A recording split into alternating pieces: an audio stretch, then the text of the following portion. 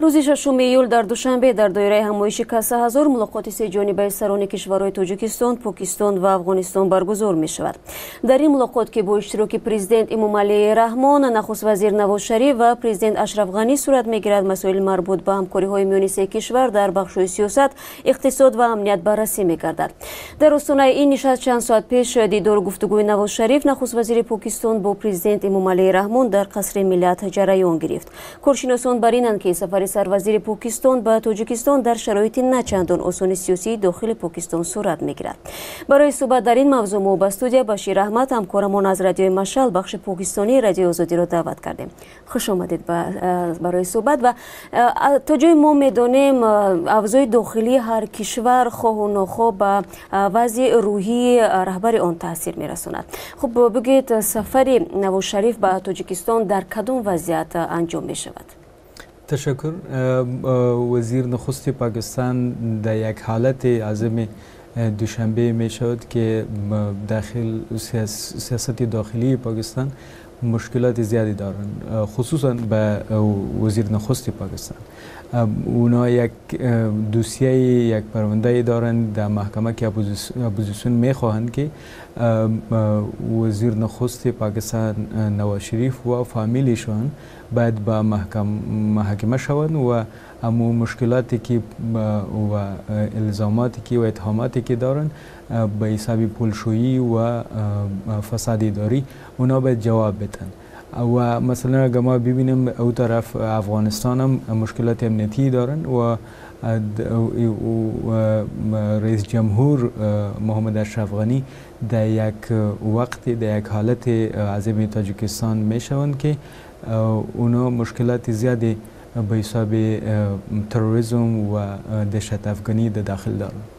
طور شما هم یادآور شدید حالا در پاکستان خانواده نواز شریف با پولشویی و تاسیس شرکت های آفشوری متهم می‌گردند. با جوی این قضیه تا به کجا رسید؟ بازجوییشان ادامه دارند. امروز هم دختر نخست وزیر که مریم نواز نام دارد اونا به محکمه رفته بودن و امروز هم یک پرس کنفرانس، یک نشست خبری داشتن و اونا گفتن که ما سوالاتی که JIT یا تیم مشترک تحقیقاتی که هستن اونا سوالای 20 گفتن که 20 سوال کردن از پیش ما و ما جوابشان دادم. اونا گفتن که ما 2 ساعت اونجا بودم و مو سوالاتی که اونا داشتن ما جوابش دادم و اونا رد کردن، گفتن که ما و فامیلی ما و نخست وزیر هیچ فساد اداری نکردیم و مشکلی نداریم که ما بترسیم از مقدمه و دوسیه و محاکمه. حالا اگر به مناسبت افغانستان و پاکستان نظر کنیم، مناسبت این دو کشور چندان ساده و هموار نیست. میتوان گفت که سفر آنها به تاجیکستان و ملاقات روبروی آنها در این کشور میتواند به بهتر شدن روابط میان افغانستان و پاکستان مساعدت کند.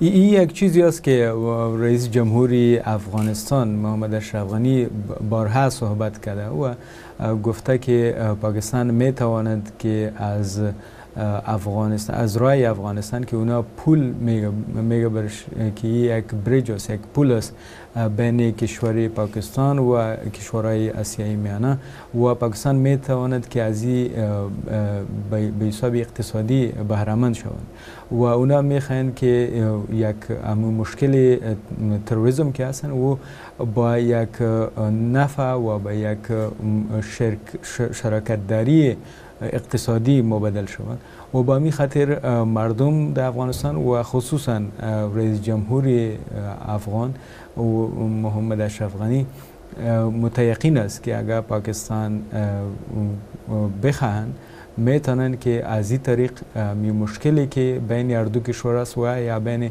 کشورهای دیگه مثلا با هند است از این طریق حل کنن و مشکلاتی که دارن یا مثلا محمد اشرف غنی رئیس جمهوری افغان میگن که پاکستان در یک جنگ نااعلان شده با افغانستان است و اونا گفتن که مثلا پاکستان اگر میخواین که اینی روابط به دوستی و برادری تبدیل شوند میتونن که از طریق تجارت و از طریق همکاری اقتصادی با یک دیگر کار کنن و با می خاطر اونا میگن که ترکمنستان، تاجیکستان و قزاقستان و قرقیزستان یعنی کشورهایی هستند که میتواند امی مشکل تروریسم حل کنند و امی همکاری اقتصادی بارز باشند با اینکه مشکلات امنیتی با هر دو کشور افغانستان و پاکستان باشد. خب یکی از طرح‌های مهمی که این چهار کشور را به هم متحد میکند این طرح کاسه هزار است. آیا بتوان گفت که یگان مشکلی وجود دارد در روی تطبیق این طرح مهم منطقوی؟ پاکستان مشکل انرژی زیاد دارند و افغانستان همچنان دارند و با می خاطر رئیس جمهور اشرف غنی کوشش میکنند که با پاکستان بگوین که شما مثلا اگر دست بکشین با مداخله که اونا برش میگن که اینا مداخله میکنن در پاکستان در افغانستان اگر دست بکشن و همچنان میتوانند که از می پروژه که کاسه 1000 است از این طریق بتوانند که امو مشکل انرژی خودم حل کنند و با منطقه هم امو مشکلاتی که اقتصادی هستند و اونا حل شوند.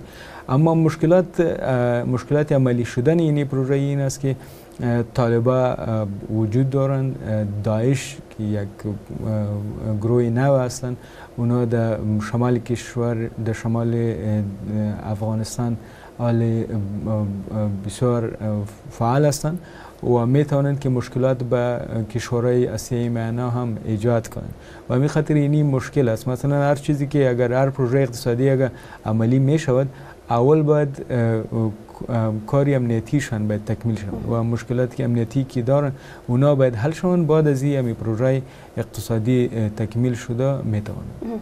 تشکر زیاد برای صحبت. یادآور میشیم که در صحبت با ما قرار داشتند بشیر احمد، همکارمان از رادیوی مشعل بخش پاکستانی رادیو آزادی. خوش آمدید بار دیگر. روزی خوش.